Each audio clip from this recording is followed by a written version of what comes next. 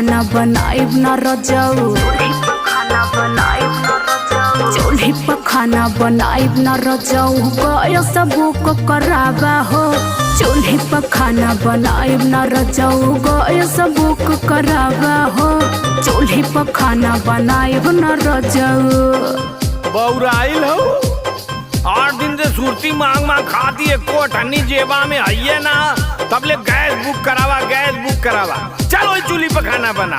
Gas book कराइबा तब खाना बनी, नहीं तो दोनों टाइम बापू सुरतिया बना के खा। अरे बापू तो सुरतिया खा लिए, तू का माहुर पियबू, तू ना खाइबू। भैलो बड़का काली माई हम जाते क्यों के घरे मांग जात के खा ले पड़ियो, तू मरा यही जो।